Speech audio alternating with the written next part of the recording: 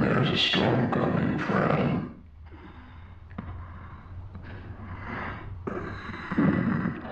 You know they'll never find out what's wrong with you. And even if they did, they're just gonna make you sicker. The doctor just wants to lie to you. They're gonna keep pumping you full of things that fix one problem and then make a worse one.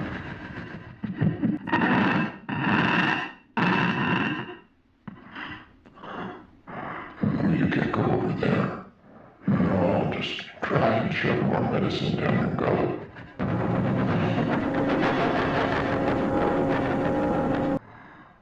There's a storm coming, friend, and you'll be all alone inside your house when it gets here. Every drop on your roof will remind you there's no one to share the comfort with. And as if you'll know, you'll be alone with me.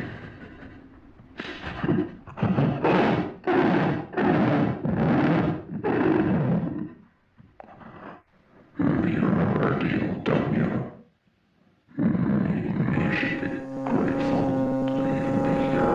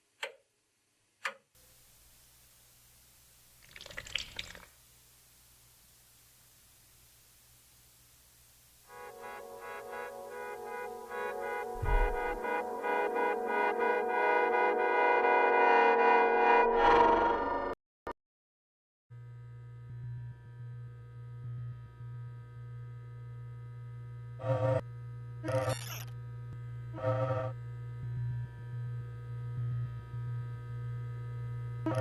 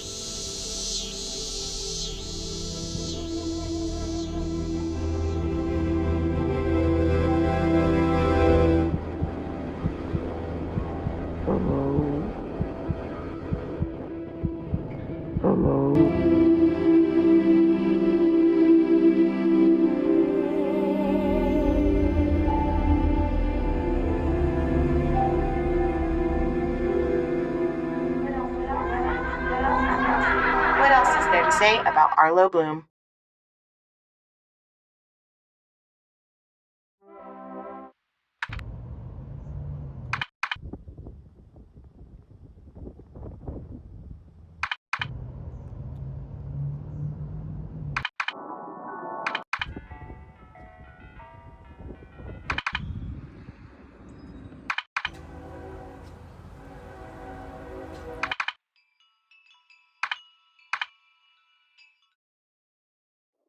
Jackie is a simple sentence. He's just not you and me. He wakes up in the morning and tries to check his teeth. He says he's actually used the house to attack the things to do. He usually lives for the same spots, just to post the food. Every day for him times and it's very less than that. Sometimes Jackie wonders how much more it would be to take. I've been there so happy, as it used to long ago. The mountain is pleasant and his left her off and sad. The words in his words, heard upon it man. The words he controls, the word in his hands. Jackie cannot live in this world, and that's because he knows it. The steps have gone further than for him to stay away from it. I think that you should know, I want you to tell. Life and its meaning, never run away.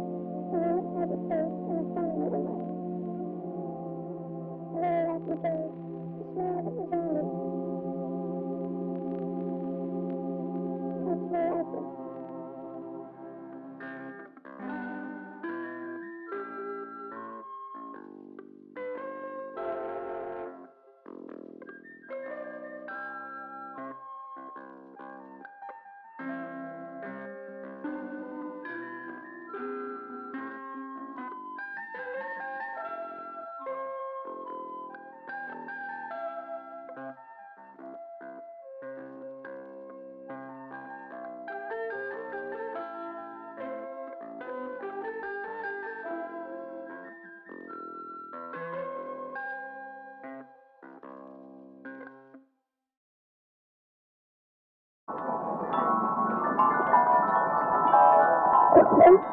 It's man that man. I'm thinking something.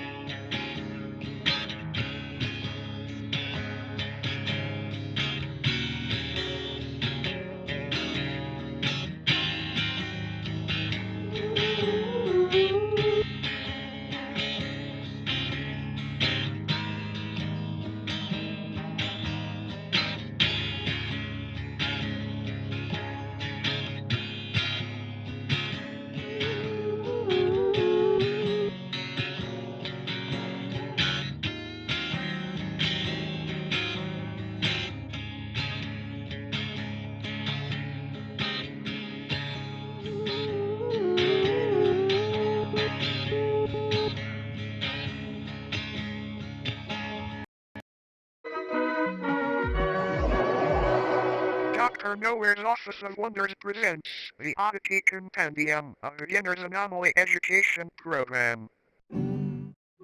Welcome to the Odyssey Compendium. Today, we will be learning about many wonderful and strange oddities that exist inside of, outside of, and around your universe. These strange phenomena can range anywhere from life forms, products, and organizations to even events and anomalous time periods. Important.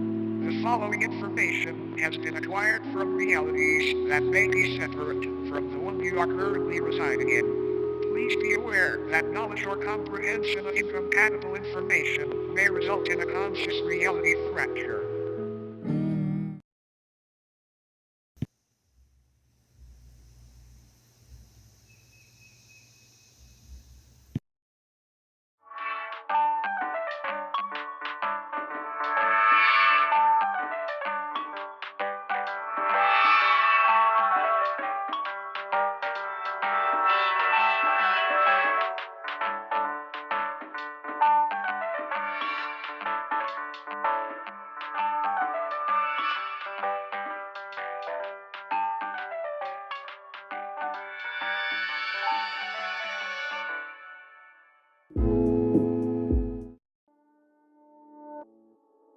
Fleshbeds or mattress folk are a species of parasitic subhuman that highly resemble bedding mattresses. The body of a dormant fleshbed appears identical to a standard mattress. However, slicing the thin sheet-like skin reveals many soft organs, limb-like appendages, and a humanoid head which hides beneath the skin. They were first discovered in the late 1960s when a mattress company was surveying excess storage. Upon finding many seemingly pristine mattresses that had not been sold, they gave them away to thrift shops and people in need. The people who received the mattress folk initially had no issues with faux beds. It wasn't until the air began to warm up that these beds awoke from their uneventful hibernations. The first reported victim was 19-year-old Alice Bidger. She had been sleeping on a flesh bed for roughly 6 months before her sudden disappearance. After noticing the stench of sulfur and rot originating from her bed, her family called authorities, and the inside of the mattress revealed a feasting parasite, several hundred human bones, and a half-digested Alice. The method in which mattress folk sustain themselves is by waiting for the body heat of a host to wake them from their dormant state. Kind of like an egg, but not nearly as tasty. After they awake, they slowly unfold themselves from their soft mattress-like bodies. This process is very gradual and happens underneath its body or on its side so as not to be detected. After roughly a month of this process and on a night 17 degrees Fahrenheit or higher, its head and arms fully emerge and pull the sleeping host into its body, where prey is slowly digested. Not much is known about how these sleeping beauties came about, but it is theorized that since they are subhuman, they were once a branch of Homo sapiens that merged with a mycelial network many years ago. Autopsies of fleshbeds' digestive systems have revealed DNA samples from thousands of different people in each instance, some even tracing to people born during the 1600s. Another odd thing to note is that the mattress folk themselves contain DNA belonging to humans as well. One instance shared DNA in a blood type with Napoleon Bonaparte, leader of the French Republic during the time that the mattress folk were assumed to have come into existence. All in all, it might be a good idea to throw out that mattress that feels just a bit too warm lately. You might be sharing it with something unwanted. Good night, sleep tight, and don't let the bed bite.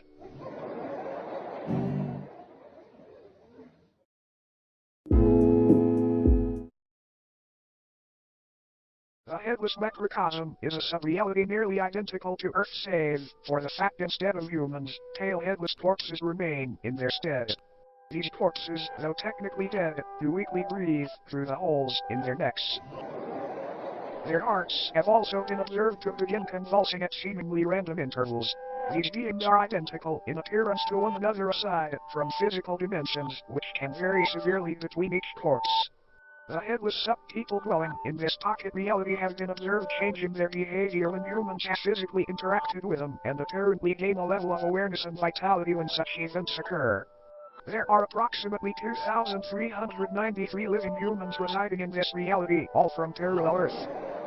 Every single resident recounts waking up in the Headless macrocosm after falling asleep under strange circumstances back in their home realities. No one back in their own parallel homes remembers their faces or identities, which leads to the belief that this place could be a form of anti-reality, a waste compartment of the universe used for aspects of reality that are useless or harmful to existential fabric. The humans that live in the Headless macrocosm are assumed to be taking shelter in abandoned structures and banding together to search for plant-based food during the warmer times. Fun fact. Humans have coined multiple terms and nicknames for these headless corpses, such as stumpies, cranes, and ichabodies.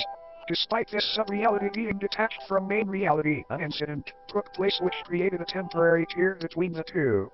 A man residing in the Headless macrocosm was walking through a field with a small house in the center. Upon reaching the house, the man unintentionally brushed up against one of the breathing bodies.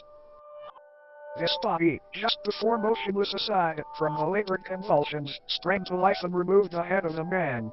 It then proceeded to attach the severed head to the stump of its own neck. The man's name was Michael Hedford.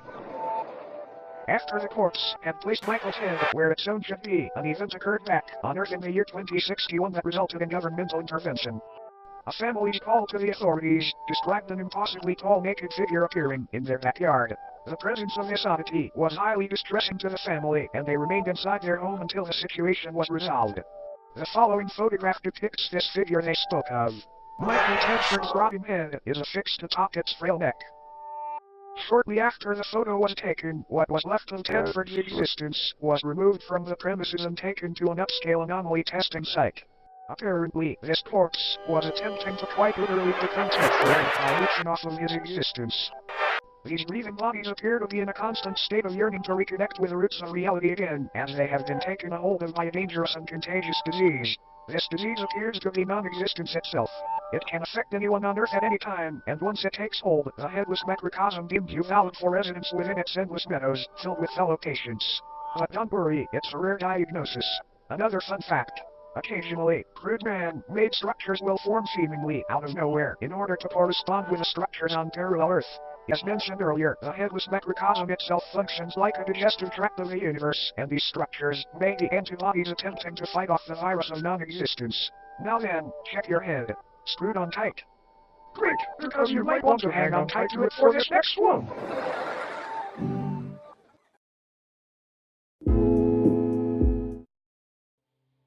The Obelisks of Enlightenment are a collective of monolithic beings that are currently residing in different remote locations across the world. Also known as the Fathers of True North, they appear in groups of 1 to 8 and stand anywhere from 10 to 150 feet tall.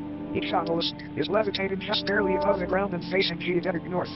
Though most of them reside in remote fields and deserts, they have also been found floating above the ocean within the vicinity of the Bermuda Triangle and even of the Moon. They are moving just ever so slightly and progress approximately 2 inches forward a year. These obelisks are enlightened in the infinitely vast secrets of the universe and are constantly vocalizing the excess information as a means of waste to counteract the overwhelming intake of knowledge. Though currently enclosed and monitored by government entities, many people have wandered into these locations prior claiming to be following the sound of angelic singing. This alluring hum emanating from these obelisks induces a massive increase in general intelligence in subjects listening. Folklore often refers to the frequency as the song of the divine contour. Each obelisk's biological elements are unraveled thousands of feet into the sky to make a metaphysical connection from Earth to the universe. It is assumed this is a form of knowledge worship, an attempt to make a mortal sacrifice for an immortal honor. Fun fact. These organs are confirmed to be those of the humans and other biological matter that were absorbed after enlightenment. Upon perceiving the words spoken by the obelisks or entering into close proximity with them, the human brain either spontaneously expands and combusts or receives an ability to comprehend the sacred information. Talk about being open-minded. Whenever a subject is able to comprehend this knowledge, they are biologically absorbed into the obelisk, becoming wholly unified with the being. It is not entirely understood how these anomalies were brought into existence, but they seem to be tears in the fabric of reality akin to black holes. Many speculate that these rifts were opened by ancient giants who were dissatisfied with a lack of Earth's knowledge. Many unnaturally large humanoid skeletons have been found underground adjacent to obelisk sites, further supporting this idea. When the obelisks made their debut on Earth, they aided in the construction of the pyramids of Giza by bestowing digestible levels of sacred knowledge onto Egyptian pharaoh Khufu after he was lured into the desert by their beckoning chords. This knowledge would help Khufu rationalize a possible blueprint and method for building these grand tombs, and they were made into the shapes of pyramids as a tribute to the divine structures. All in all, these obelisks may seem malevolent, but it's important to remember that no physical pain could ever outweigh the agony of infinite knowledge.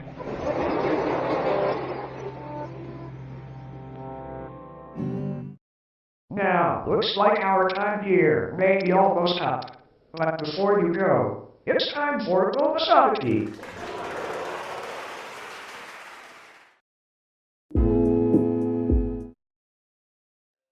This is Filbis.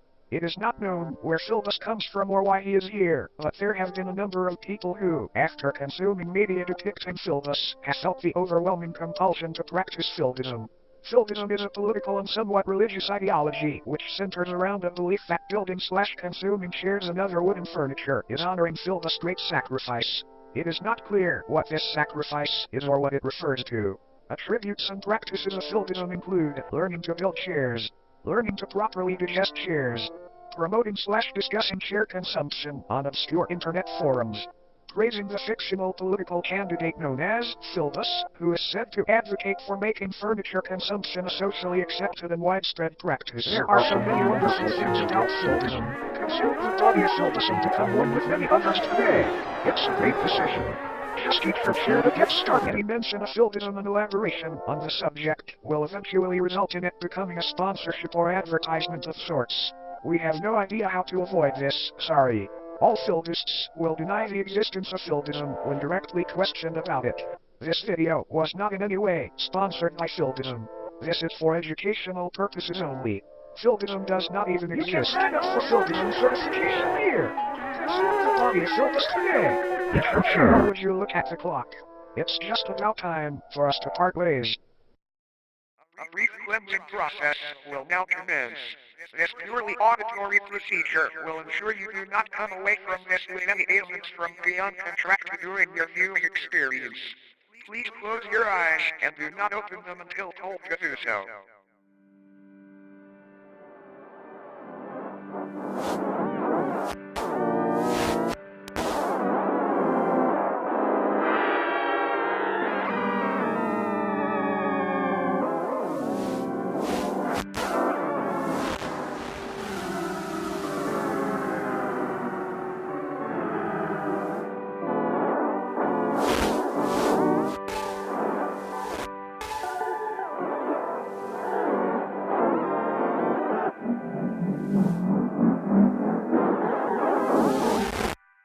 You may now open your eyes.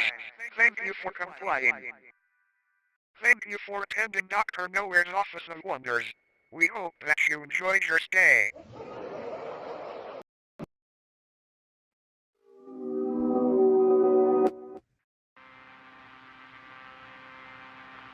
It's boiled. It's what? What is that? It sees you. Who? It's the boiled one plushie. Who? It's the boiled one plushie. Have you ever wanted your very own manifestation of trauma itself in the form of a small, adorable plushie? What? Of course you have. No. Introducing the Boiled One plushie. Customers are raving. I bought it before I wanted it, and it arrived before I purchased it. Wow! Cool! Punish the deserving with the Boiled One plushie. Punishable actions include breathing too loud, killing one stone with two birds, complaining about torture, being from a country, licking your fingers to turn the pages of a book. Doctor tested and approved. There are so many things you can do with your Boiled One plushie. Things you should do with your Boiled One plushie include feed it. It's always famished. Offer it fine human meats. It's always famished. Purchase it. Here are some things you shouldn't do with your Boiled One plushie. Look at it. Touch its stomach cavity. Make promises to it. Enjoy it. Decipher its messages. Let it fly your helicopter. It can't do that. Its pilot's license was suspended in 1962. Boil it. It's already boiled. Why waste your time? Be in its presence alone. Purchase it. We've been getting a lot of questions and concerns regarding the Boiled One plushie. The Boiled One plushie. Order now! Symptoms of owning the Boiled One plushie may include assault with increasingly overwhelming sense of dread, bedtime trumpets, complete paralysis of all voluntary muscles, limbs, talk with the monolith, a skin receive celebration, the gentle push from behind while you're on the stairs. Whether you buy it or not, it's on its way right now.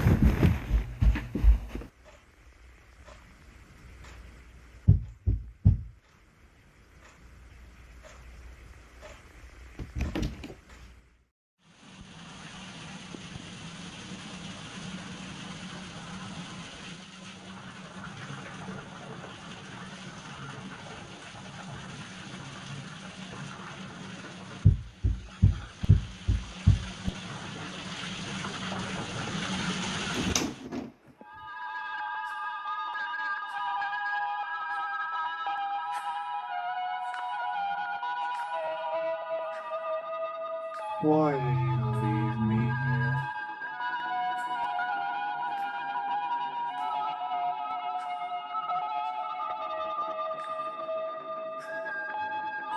I never existed to you.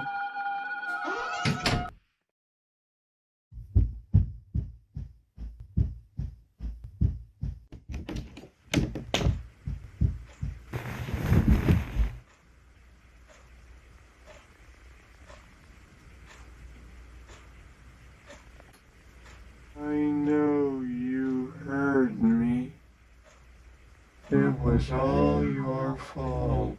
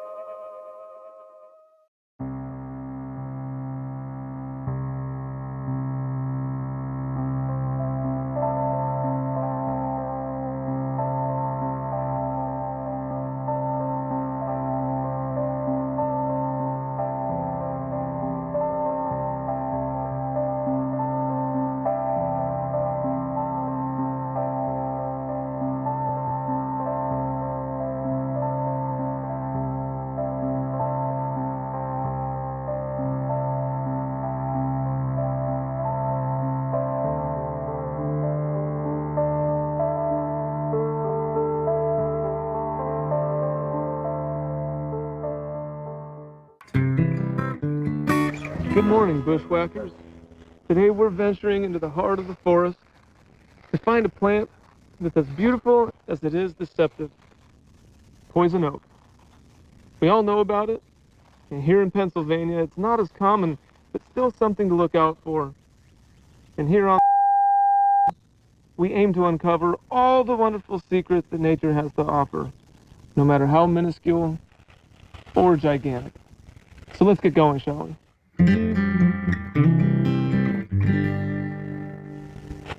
Found primarily in deep North American woodlands, poison oak has many different names and places of origin, also referred to as the tree of heaven. Imagine that?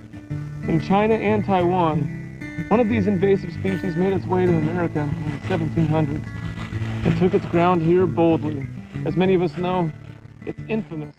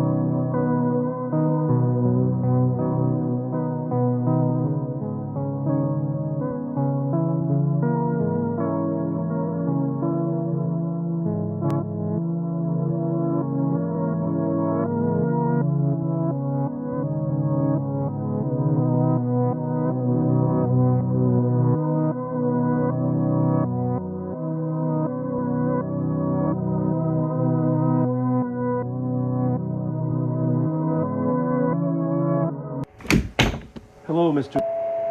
I'm Officer Gomez. Hope you're doing well today. Do you mind if I ask you a few questions regarding your condition and possibly unholiness within your home that your family had mentioned? Okay, first and foremost, did you notice any onset symptoms before you lost complete mobility of your body? Face, huh? When did you begin seeing this face? Interesting. Many of the people who have seen the broadcast that you saw on August the 13th described having vivid and upsetting hallucinations. Do you think this is something your brain has created? Can you please describe this face to me?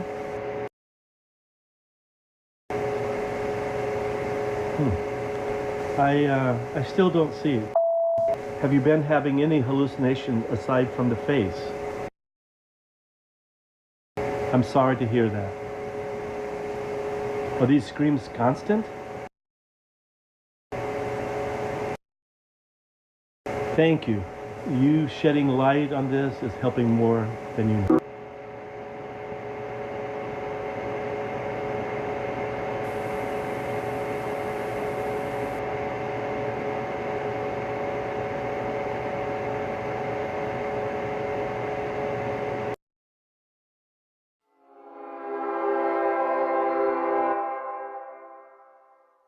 Listen closely. Do you hear it? You will hear the laughter of thousands as the sky opens up. You will hear the trumpets play their happy sounds. The scalding blood of life will pour down onto us all. Together, we will be still. Together, a feast fit for a king. Together, melded by love and purest connection. Be still.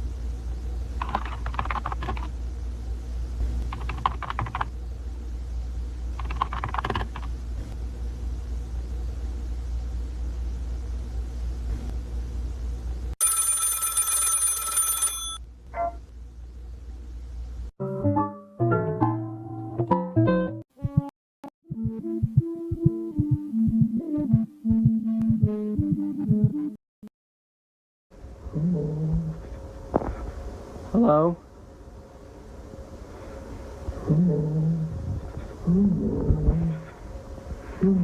What do you want? What do you want?